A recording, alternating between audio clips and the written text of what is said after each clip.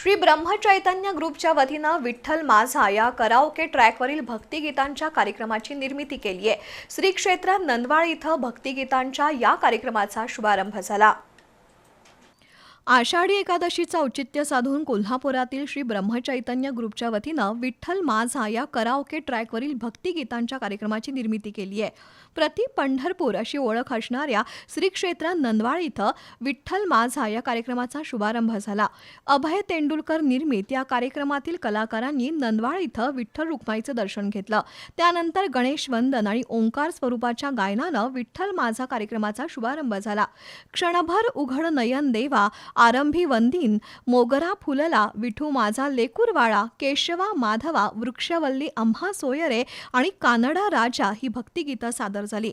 अभय नेर्लेकर, सुजात वैद्य, किरण कुलकर्णी, आदित्य मैंदर्गीकर, शौर्या जोशी, अनुजा नाईक, दीपाली पोरे, यशवंत म्हैसकर, पुष्पा कुलकर्णी, स्नेहा मुणगेकर आणि चंद्रशेखर फडणवीस यांनी भक्तिगीतं सादर केली।